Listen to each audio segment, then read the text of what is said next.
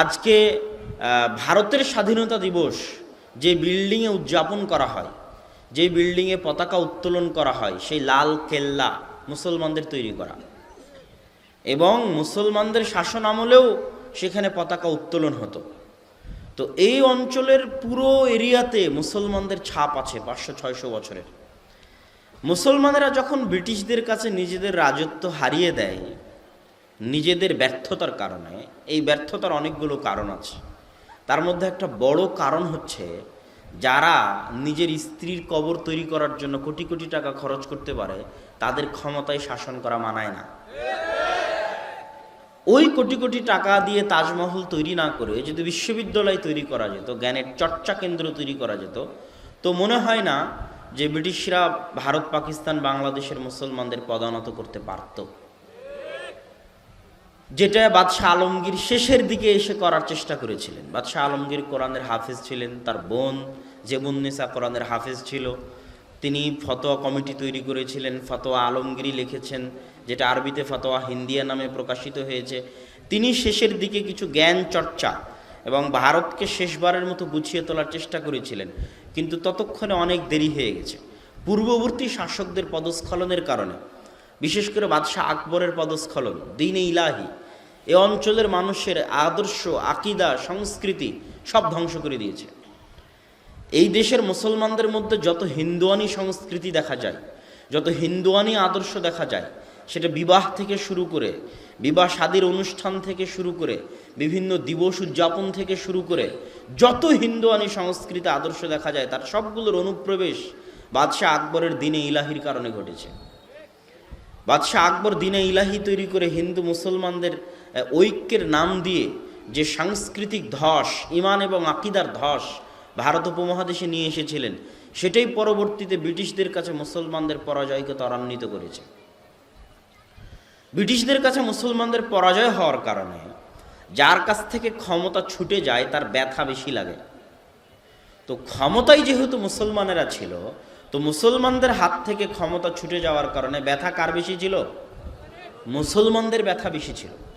এই জন্য ব্রিটিশদের বিরুদ্ধে যে আজাদি আন্দোলন, যে আজাদি আন্দোলন ভারতের ইতিহাসের অংশ, যে আজাদি আন্দোলন পাকিস্তানের ইতিহাসের অংশ, যে আজাদি আন্দোলন বাংলাদেশের ইতিহাসের অংশ, যদিও বাংলাদেশের মানুষ এখন আর জানে না, সেই আজাদি আন্দোলনের সবচেয়ে বেশি রক্ত, সবচেয়ে বেশি পরিশ্রম, সবচেয়ে বেশি কষ্ট, সবচেয়ে বেশি আন্দোলন মুসলমানেরাই করেছে। কেননা ক্ষমতা মুসলমানদের থেকে ছিনিয়ে নেওয়া হয়েছিল। এই জন্য প্রথম জিহাদের ঘোষণা মুসলমানেরা দিয়েছিল। শাহ ইসমাইল শহীদ, সৈয়দ আহমদ বেরেলভি, মাওলানা এনায়েত আলী, মাওলানা বেলায়েত আলী 1831 সালের 6ই মে পাকিস্তানের সীমান্তবর্তী অঞ্চল বালাকোটে মাওলানা শাহ ইসমাইল শহীদ মৃত্যুবরণ করেন। দীর্ঘ 5 বছর এই রাজশাহী চাঁপানবাবগঞ্জ, রাজশাহী তো নয়, তবে চাঁপানবাবগঞ্জে তার পদার্পণ ছিল শাহ ইসমাইল শহীদের। দীর্ঘ 5 বছর পুরো ভারতে তিনি দাওয়াতি কার্যক্রম পরিচালনা করেছেন শিরক এবং বিদআতের বিরুদ্ধে। আর পরবর্তীতে তিনি মাওলানা আব্দুল আজিজ মুহাদ্দিস দেহলভির নিকট থেকে দারুল কুফরের ফতোয়া নিয়ে, দারুল হারবের ফতোয়া নিয়ে, কেননা এতদিন তো ভারত ছিল দারুল ইসলাম, মোগলদের শাসন আমলে যেহেতু মুসলমানেরা শাসন করত, সেহেতু এটা ছিল দারুল ইসলাম।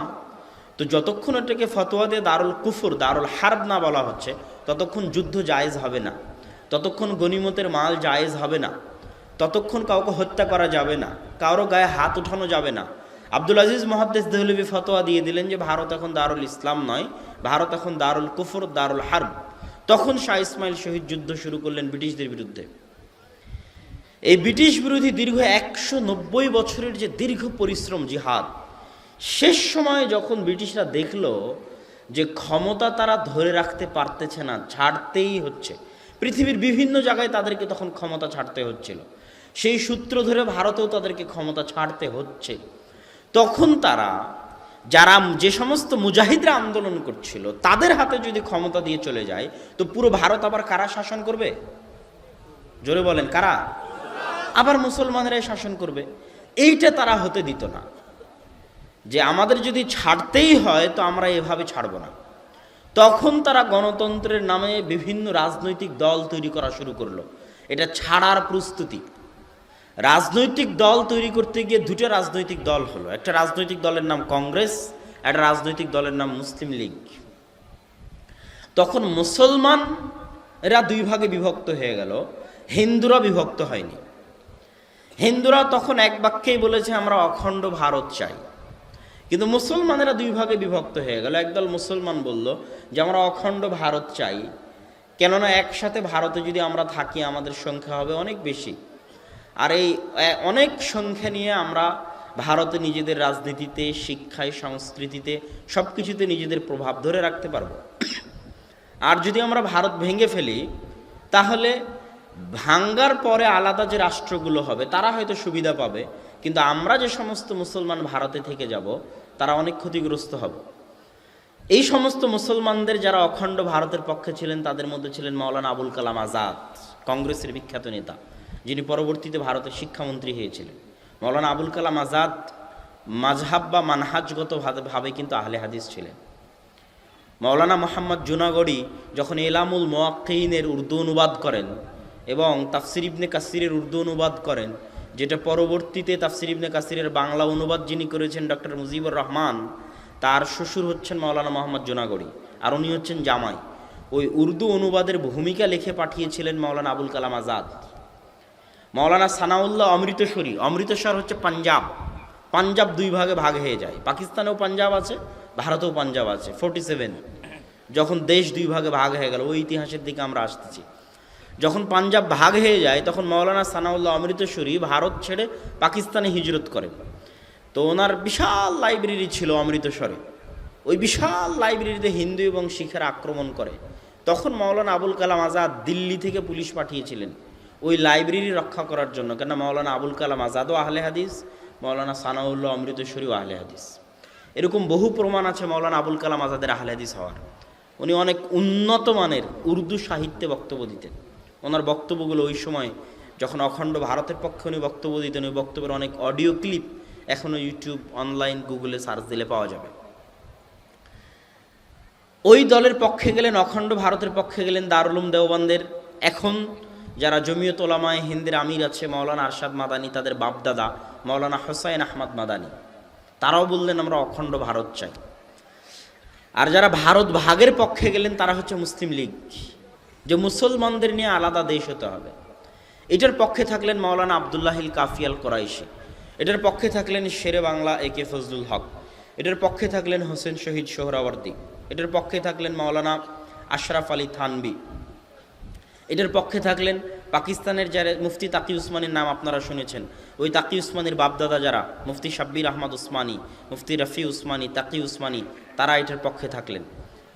তো এরকম আলেম ওলামা এবং মুসলমানেরা দুই ভাগে ভাগ হয়ে গেল। তাদের যুক্তি ছিল যে আমরা যদি এক ভারতে থাকি তো ব্রিটিশরা যেইভাবে ক্ষমতায়ন করে যাবে, ওই ক্ষমতায়নের মার প্যাচ পেরিয়ে আমরা মুসলমানদের স্বাধীনতা ভারতে রক্ষা হবে না। এবং আল্লাহ ভালো জানতেন কি হতো যদি অখণ্ড ভারত থাকতো, তখন কি হতো। এখন তো মুসলিম লীগের দাবি, যেহেতু সেটার পক্ষে জনগণ ছিল, বাংলাদেশের মুসলমানেরা ছিল, এবং সবচেয়ে বড় আশ্চর্যজনক ইতিহাস হচ্ছে যে এই মুসলিম লীগের আন্দোলনের পিছনে এবং আলহামদুলিল্লাহ আলহামদুলিল্লাহ ওয়াহদা ওয়াসসালাতু ওয়াসসালামু আলা মান লা নাবিয়্যা বা'দা। প্রশংসা মহান আল্লাহ সুবহানাহু তাআলার জন্য, সকলেই বলি আলহামদুলিল্লাহ। দরুদ ও সালাম বর্ষিত হোক পৃথিবীর সর্বশেষ ও সর্বশ্রেষ্ঠ রাসূল আহমদ মুহাম্মদ মুস্তাফা সাল্লাল্লাহু আলাইহি ওয়াসাল্লামের প্রতি। আজকের অত্র ইসলামী সম্মেলনে আমার সংক্ষিপ্ত বিষয়বস্তু পৃথিবীর শেষ সময়ের ফিতনা।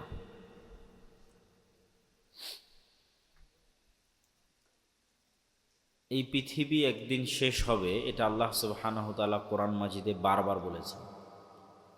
কোনো একটা বিষয়ের কথা যদি সবচেয়ে গুরুত্ব দিয়ে বলা থাকে তাহলে এক নম্বরে আল্লাহর উপর ঈমান, আল্লাহর তাওহীদ পুরো কোরআনে, আর দুই নম্বরে পরকাল, মানুষের মৃত্যু, পৃথিবীর ধ্বংস এবং পুনরায় মানুষকে জীবিত করা। যদি আমরা পুরো কোরআনের সামারি বলতে চাই যে আল্লাহ পুরো কোরআনে কি দাবি করেছে, তাহলে পুরো কোরআনে সবচেয়ে বেশি যে দুইটা জিনিসের দাবি করা হয়েছে তার একটা হচ্ছে আল্লাহর একত্ববাদ, সৃষ্টি যে করেছে ইবাদত তার হবে। যে সৃষ্টি করার ক্ষমতা রাখে না সে ইবাদতের যোগ্য নয়। আপনি কোরআনের যে কোনো তাওহীদ কেন্দ্রিক আয়াত নেবেন, দেখবেন সারমর্ম এটাই। আল্লাহ ঘুরিয়ে ফিরিয়ে একই চ্যালেঞ্জ দেবে যে তুমি ওর ইবাদত করছো, ও কি মাছি বানাতে পারে? ও কি মশা সৃষ্টি করতে পারে? ও কি আসমান থেকে বৃষ্টি বর্ষণ করতে পারে? ও কি পাহাড় সৃষ্টি করেছে? ও কি নদী নালা সৃষ্টি করেছে? ও কি তোমাকে সৃষ্টি করেছে? ও কি দুনিয়ার খেজুরের বিচির যে আবরণ, এই আবরণ যত পাতলা এরকম সরিষা সমপরিমাণ কোনো জিনিসেরও নিজে মালিক? এই প্রশ্নগুলো কোরআনে ঘুরিয়ে ফিরিয়ে আসবে। প্রশ্নগুলো আসার কারণ কি? যে এগুলো করতে পারে না সে ইবাদতের যোগ্য নয়। তাহলে কে ইবাদতের যোগ্য? যে এগুলো করতে পারে। এ হলো তাওহীদের আলোচনার সারমর্ম কোরআনের। কোরআনের 2 নম্বর সারমর্ম কি? পুনরায় তোমরা আবার আল্লাহর কাছে ফিরে যাবে, আবার আল্লাহ তোমাদের সৃষ্টি করবে, পৃথিবী ধ্বংস হবে। এটা হলো কোরআনের দ্বিতীয় সামারি। তো মানুষ অনেক সময় মনে করে যে এই কিয়ামতের আলোচনা তো পৃথিবীর এমন কোনো নবী নাই যে নবী করেন। আদম আলাইহিসসালাতু ওয়াসসালাম থেকে মুহাম্মদ সাল্লাল্লাহু আলাইহি ওয়াসাল্লাম, কই কিয়ামত এখনো হয়নি। তো তার উত্তরে সালাফে সালেহিন বলেছেন যে মানুষের মৃত্যুই তার কিয়ামত।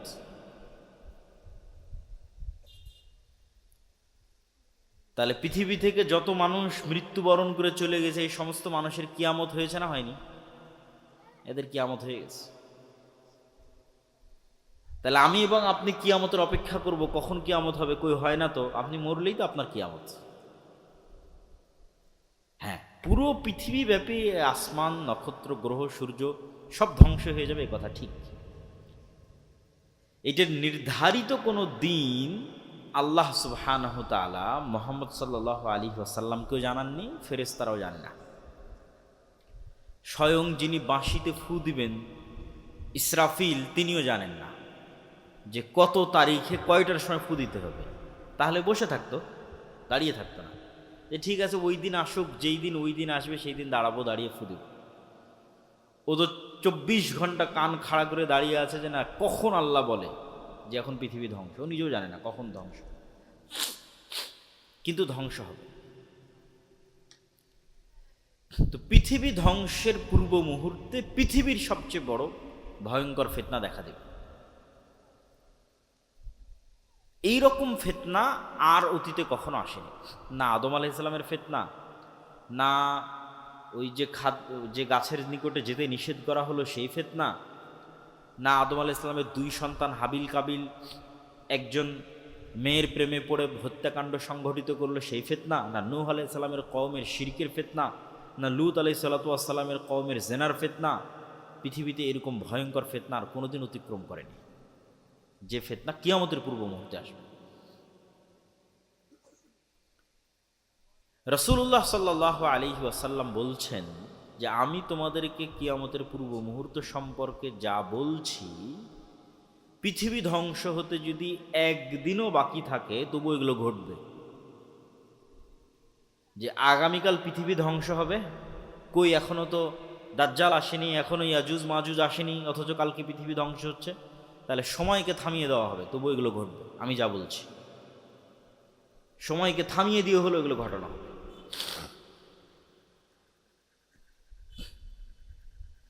তো কিয়ামতের পূর্ব মুহূর্ত সম্পর্কে রাসূলুল্লাহ সাল্লাল্লাহু আলাইহি ওয়াসাল্লাম যা বলেছেন তা ঘটবে।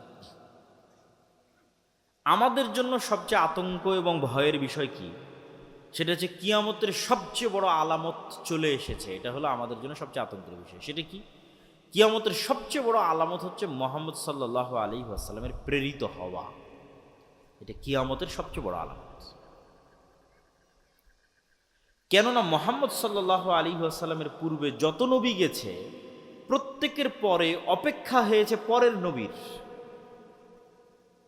উনি শেষ নবী নয়। ঈসা ইসলামের পরে আরেক নবী আসবে, মুসা আলাইহিস সালামের পরে আরেক নবী আসবে, দাউদ সুলাইমানের পরে আরেক নবী আসবে। তাহলে তো কিয়ামত তো এখন আসতেছে না। কিন্তু মুহাম্মদ সাল্লাল্লাহু আলাইহি ওয়াসাল্লাম এসেছে মানে এর পরে কি হবে বলেন তো? কিয়ামত হবে।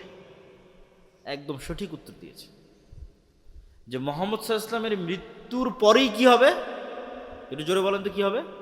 কিয়ামত হবে। তাহলে মুহাম্মদ সাল্লাল্লাহু আলাইহি ওয়াসাল্লামের মৃত্যু ইটসেলফ কিয়ামতের সবচেয়ে বড় আলামতগুলোর একটা। মুহাম্মদ সাল্লাল্লাহু আলাইহি ওয়াসাল্লামের মৃত্যুর পরেই কিয়ামত হবে, 5 দিন পরে হোক, 1 দিন পরে হোক, 1000 বছর পরে হোক, 5000 বছর পরে হোক, কিন্তু মুহাম্মদ সাল্লাল্লাহু আলাইহি ওয়াসাল্লামের মৃত্যুর পরেই কিয়ামত হবে। তাহলে মুহাম্মদ সাল্লাল্লাহু আলাইহি ওয়াসাল্লামের পৃথিবীতে আগমন এবং পৃথিবী থেকে মুহাম্মদ সাল্লাল্লাহু আলাইহি ওয়াসাল্লামের বিদায়, এটা কিয়ামতের অনেক বড় একটা আলামত। এই আলামতি পার হওয়া হয়ে গেছে 1400 বছর। দাজ্জাল পৃথিবীতে যে কোনো মুহূর্তে বের হয়ে যেতে পারে, এটার প্রমাণ কি? স্বয়ং রাসূল সাল্লাল্লাহু আলাইহি ওয়াসাল্লামের জীবদ্দশাতে ইবনে সাইয়াদ নামে একজন ব্যক্তি, শেখ আব্দুর রাজ্জাক বিন ইউসুফের মরণ একদিন আসবেই বইয়ে বিস্তারিত আলোচনা করা আছে। ইবনে সাইয়াদ নামে একজন ব্যক্তি, সে ইহুদি, তাকে সাহাবীরা সন্দেহ করলো যে দাজ্জাল। তো আল্লাহর নবী উড়িয়ে দিলেন না যে না, এ দাজ্জাল নয়। তাহলে আল্লাহর নবীও আশঙ্কা করতেন যে তার জীবদ্দশাতেও দাজ্জাল চলে আসতে পারে। ওমর রাদিয়াল্লাহু তাআলা আনহু যখন তাকে হত্যা করতে চাইলেন, তখন রাসূল সাল্লাল্লাহু আলাইহি ওয়াসাল্লাম বললেন, এ যদি দাজ্জাল না হয় তো নিরপরাধ মানুষকে হত্যা কেন করবা? আর এ যদি দাজ্জাল হয় তাহলে তাকদীরের লিখন হচ্ছে একে হত্যা করবে। ঈসা আলাইহিস সালাম তুমি তো নাও। কিন্তু উনি তো সহজ ভাষায় বলতে পারতেন, আরে ওমর, এ দাজ্জাল নয়, কি দরকার একে হত্যা করে, দাজ্জাল নয়, এটা বলেন। এ যদি দাজ্জাল না হয় নিরপরাধ মানুষকে কেন হত্যা করবে? যদি দাজ্জাল হয়, সম্ভাবনা আছে, যদি দাজ্জাল হয় কে হত্যা করবে? তাহলে আজ থেকে 1400 বছর আগে মুহাম্মদ সাল্লাল্লাহু আলাইহি ওয়াসাল্লাম আশঙ্কা করতেন যে কোনো মুহূর্তে দাজ্জাল বের হয়ে যেতে পারে। তাহলে যে কোনো মুহূর্তে দাজ্জাল বের হয়ে যেতে পারে, এটার সম্ভাবনা আছে। এটা অস্বাভাবিক এবং অলৌকিক কোনো ঘটনা নয়, পৃথিবীর সব নবী রাসূল বলে গেছে। তো কিয়ামতের পূর্ব মুহূর্তে যে ঘটনাগুলো সংঘটিত হবে, এগুলো সম্পর্কে অনেক কানাঘোষা, অনেক ভুল ব্যাখ্যা, অনেক বিভ্রান্তিকর ব্যাখ্যা, সময় উল্লেখ করা, একটাকে আরেকটার সাথে লাগানো, এগুলো এই যুগে এসে প্রচুর পরিমাণে হচ্ছে। এই জন্য আমাদের সঠিক হাদিস জানা যেমন দরকার, সঠিক ব্যাখ্যা জানাও তেমন দরকার। আর এই বিষয়ে সংক্ষিপ্ত আলোচনা করার কারণ হচ্ছে যে কোরআন এবং হাদিসে দাজ্জালের কথা আছে, শেষ জামানার যুদ্ধের কথা আছে, কিন্তু আধুনিক বিশ্বে কখনো এই কথা এভাবে আলোচিত হয়নি। আজকের পূর্বে মুসলমানদের মধ্যে আলোচনার কথা বলতেছে না। মুসলমানদের আলেম ওলামা বক্তারা আজীবনী দাজ্জাল সম্পর্কে লিখেছে, কিয়ামতের পূর্ব মুহূর্ত সম্পর্কে লিখেছে, কিয়ামত সম্পর্কে লিখেছে, এটা মুসলমানদের কাছে স্বাভাবিক ঘটনা। কিন্তু সারা বিশ্বব্যাপী আলোচনা হবে, এটা ব্যতিক্রম। এটা আমার জানা নাই, হিস্ট্রি ঘেটে দেখতে হবে যে হালাকুখা চেঙ্গিস খানের সময় সারা পৃথিবীব্যাপী আলোচনা হতো কিনা এরকম, অথবা আরও অন্য কোনো সময় সারা পৃথিবীব্যাপী এরকম আলোচনা হতো কিনা। হিস্ট্রিতে, ইতিহাসে মুহাম্মদ সাল্লাল্লাহু আলাইহি ওয়াসাল্লামের মৃত্যুর পর এটা ইতিহাস ঘেটে দেখতে হবে। কিন্তু এখন এই নিকট 100, 200, 300 বছরের মধ্যে সারা পৃথিবীব্যাপী আজকাল পরশু যেভাবে দাজ্জাল সম্পর্কে ব্যাপক আলোচনা হচ্ছে, কিয়ামতের পূর্ব মুহূর্তের যুদ্ধ সম্পর্কে ব্যাপক আলোচনা হচ্ছে, এটা আগে কখনো হয়নি। এই আলোচনা আমি আপনি করছি না, এই আলোচনা আজকে যারা পৃথিবী শাসন করছে তারা করছে। এটা হলো সবচেয়ে ব্যতিক্রম। আজকে পৃথিবী কারা শাসন করছে আমরা জানি খুব ভালোভাবে, পাশ্চাত্য সভ্যতা।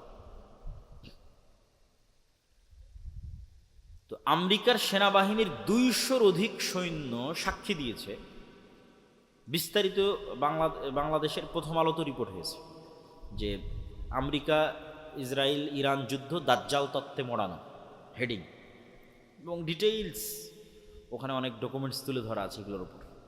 এমনি ইন্টারন্যাশনালি তো অনেক জায়গায় আলোচনা হচ্ছে।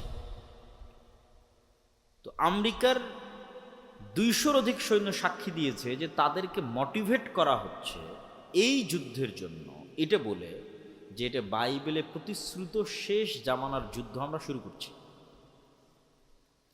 বাইবেলে শেষ জামানার যুদ্ধকে বলা আছে আরমাগেড্ডন, এটা ইসরায়েলের একটা পাহাড়ের নামে নামকরণ করা। আমরা সেই শেষ জামানার যুদ্ধ শুরু করছি এই মর্মে আমেরিকার সেনাবাহিনীরা সাক্ষ্য দিচ্ছে। কেন শেষ জামানার যুদ্ধ শুরু করতেছে? খ্রিস্টানদের মধ্যে একদল খ্রিস্টান আছে, জায়নিস্ট খ্রিস্টান, ইভ্যাঞ্জেলিক্যাল খ্রিস্টিয়ান। দেখেন, খ্রিস্টান এবং ইহুদিদের মধ্যে যে শত্রুতা, এটা আমাদের চেয়ে বেশি। স্পেনে মুসলমানেরা ইহুদিদের আশ্রয় দিয়েছে, আর খ্রিস্টানেরা ধরে ধরে ইহুদিদের হত্যা করত। কেন শত্রুতা বেশি? আপনি চিন্তা করেন যে কোনো একটা জাতি আমাদের নবী মুহাম্মদ সাল্লাল্লাহু আলাইহি ওয়াসাল্লামকে হত্যা করেছে, আমি বিশ্বাস করি ও আমার নবীকে হত্যা করেছে, সে বিশ্বাস করে ওর নবী অবৈধ, মানে জারদ সন্তান, নাউজুবিল্লাহ মিন যালিক। তাহলে ওদের মধ্যে কি পরিমাণ শত্রুতা হতে পারে? খ্রিস্টানেরা বিশ্বাস করে ইহুদিরা আমাদের নবীকে হত্যা করেছে, আর ইহুদিরা বিশ্বাস করে মারিয়াম আলাইহিস সালাতু ওয়াস সালাম ব্যভিচারিণী, আর তার সন্তান ঈসা আলাইহিস সালাতু ওয়াস সালাম জারদ সন্তান, নাউজুবিল্লাহ মিন যালিক। তাহলে আমাদের সাথে তাদের শত্রুতা হবে না ইহুদি খ্রিস্টানদের ওদের মধ্যে বেশি শত্রুতা হবে? ওদের মধ্যে বেশি শত্রুতা। সেখানে আজকে তারা এরকম বন্ধু হয়ে গেল, এটা তো অসম্ভব। পৃথিবীর ইতিহাসে কোনোদিন হয়নি, এখনকার পূর্বে পৃথিবীর ইতিহাসে কোনোদিন হয়নি। হিটলার 60 লক্ষ ইহুদিকে হত্যা করেছে, হিটলার খ্রিস্টান। তো এটা হওয়ার পিছনে যেই বিশ্লেষণগুলো তুলে ধরা হচ্ছে, সেই বিশ্লেষণ হচ্ছে বাইবেলের প্রতিশ্রুতি অনুযায়ী ঈসা আলাইহিস সালাতু ওয়াস সালাম পুনরায় পৃথিবীতে আসবেন, তথা খ্রিস্টানদের বিশ্বাস অনুযায়ী ঈসা আলাইহিস সালাম পুনরায় পৃথিবীতে আসবেন, মারা গেছেন কিন্তু আবার আল্লাহ তাকে পাঠাবেন। আর মুসলমানদের বিশ্বাস অনুযায়ী তিনি মারাই যাননি, তাকে জীবিত অবস্থায় উঠানো হয়েছে, তিনি আবার পৃথিবীতে আসবেন। সমস্যা হচ্ছে খ্রিস্টানরা বিশ্বাস করে যে ঈসা আলাইহিস সালাতু ওয়াস সালাম তখনই পৃথিবীতে আসবেন যখন ইহুদিদের মাসিহা আসবে। আমাদের মাসিহা তখন আসবে যখন ইহুদিদের মাসিহা আসবে। তাহলে মাসিহা সবার, মুসলমানেরাও মাসিহার অপেক্ষায়, মাসিহের অপেক্ষায়, খ্রিস্টানেরাও মাসিহের অপেক্ষায়, ইহুদিরাও মাসিহের অপেক্ষায়। তাহলে ইহুদিদের মাসিহকে, খ্রিস্টানদের মাসিহকে, মুসলমানদের মাসিহকে। মাসিহ মানে বিপদ থেকে উদ্ধারকারী। এই জন্য দাজ্জালের নামও মাসিহ দাজ্জাল, ঈসা আলাইহিস সালামের নামও ঈসা মাসিহ। তাহলে মাসিহুদ দাজ্জাল, ঈসা মাসিহ, দুইজনই মাসিহ, বিপদ থেকে উদ্ধারকারী। এখন খ্রিস্টানদের দাবি হচ্ছে যতক্ষণ ইহুদিদের মাসিহ না আসছে ততক্ষণ আমাদের মাসিহ আসবে না। ইহুদিদের মাসিহ হচ্ছে মাসিহুদ দাজ্জাল। তাহলে ইহুদিদের মাসিহ, মাসিহুদ দাজ্জাল যতক্ষণ না আসবে ততক্ষণ খ্রিস্টানদের মাসিহ ঈসা মাসিহ পৃথিবীতে আসবে না। এবার তাহলে পরের পয়েন্টে চলে আসি, ইহুদিদের মাসিহ, মাসিহুদ দাজ্জাল কখন আসবে? খ্রিস্টানদের বিশ্বাস হচ্ছে ততক্ষণ ইহুদিদের মাসিহ, মাসিহুদ দাজ্জাল আসবে না যতক্ষণ না আমরা ইহুদিদেরকে জেরুজালেমে বসবাসের ব্যবস্থা না করে দিতে পারব। পৃথিবীর সব ইহুদিদেরকে যেই দিন আমরা জেরুজালেমে বসবাসের ব্যবস্থা করে দিতে পারবো, ইহুদিরা যেই দিন মসজিদে আকসা ভেঙ্গে এখানে হাইকালে সুলাইমানির উপর থার্ড টেম্পল তৈরি করবে, সেই দিন মাসিহুদ দাজ্জাল আসবে। আর যখন মাসিহুদ দাজ্জাল আসবে তখন আমাদের ঈসা মাসিহ আসবে। অতএব ইহুদিদের সাথে আমাদের শত্রুতা থাকলেও ঈসা আলাইহিস সালামকে পুনরায় পৃথিবীতে নিয়ে আসার জন্য আমাদের ইহুদিদের সহযোগিতা করতে হবে, জেরুজালেমে ওদের একত্রিত করার জন্য। তাহলে সবার উদ্দেশ্য অতি দ্রুত দাজ্জালকে এবং ঈসা আলাইহিস সালাতু ওয়াস সালামকে পৃথিবীতে নিয়ে আসা। যারা মোটামুটি ফ্রিল্যান্সিং করেন, পেপ্যালের সহকারী প্রতিষ্ঠাতা পিটার থিয়েল, উনি কিছুদিন পূর্বে ইতালির রাজধানী রোমে দাজ্জালের উপর সিরিজ আলোচনা করেছে, গোপন রুদ্ধদ্বার বৈঠকে। তারা দাজ্জালকে বলে এন্টিক্রাইস্ট, আমরা বলি দাজ্জাল, তারা বলে এন্টিক্রাইস্ট। এবং বর্তমান আমেরিকার যিনি প্রতিরক্ষা মন্ত্রী হেগসেথ, প্রতিরক্ষা মন্ত্রণালয়ের নাম চেঞ্জ করে দিয়েছে আমেরিকা, এটার নাম দিয়েছে যুদ্ধ মন্ত্রণালয়, যুদ্ধমন্ত্রী। তাহলে বর্তমান যিনি আমেরিকার যুদ্ধমন্ত্রী, তার